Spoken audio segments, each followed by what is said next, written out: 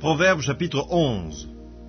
La balance fausse est en horreur à l'Éternel, mais le poids juste lui est agréable. Quand vient l'orgueil, vient aussi l'ignominie, mais la sagesse est avec les humbles. L'intégrité des hommes droits les dirige, mais les détours des perfides causent leur ruine. Au jour de la colère, la richesse ne sert de rien, mais la justice délivre de la mort. La justice de l'homme intègre aplanit sa voie, mais le méchant tombe par sa méchanceté. La justice des hommes droits les délivre, mais les méchants sont pris par leur malice. À la mort du méchant, son espoir périt, et l'attente des hommes iniques est anéantie. Le juste est délivré de la détresse, et le méchant prend sa place. Par sa bouche, l'impie perd son prochain, mais les justes sont délivrés par la science. Quand les justes sont heureux, la ville est dans la joie, et quand les méchants périssent, on pousse des cris d'allégresse.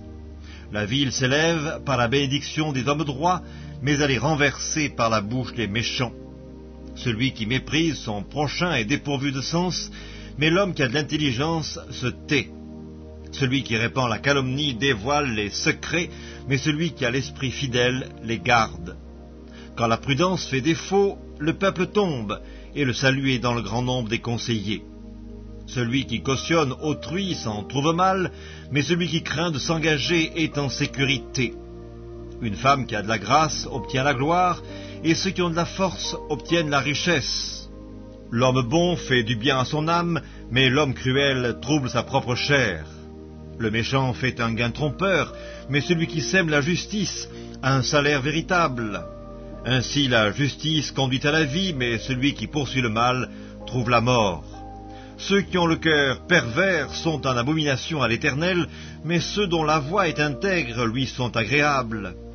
Certes, le méchant ne restera pas impuni, mais la postérité des justes sera sauvée. Un anneau d'or au nez d'un pourceau, c'est une femme belle et dépourvue de sens. Le désir des justes, c'est seulement le bien. L'attente des méchants, c'est la fureur. Tel qui donne libéralement devient plus riche, et tel qui épargne à l'excès ne fait que s'appauvrir. L'âme bienfaisante sera rassasiée, et celui qui arrose sera lui-même arrosé. Celui qui retient le blé est maudit du peuple, mais la bénédiction est sur la tête de celui qui le vend. Celui qui recherche le bien s'attire de la faveur, mais celui qui poursuit le mal en est atteint. Celui qui se confie dans ses richesses tombera, mais les justes verdiront comme le feuillage. Celui qui trouble sa maison héritera du vent, et l'insensé sera l'esclave de l'homme sage. Le fruit du juste est un arbre de vie, et le sage s'empare des âmes.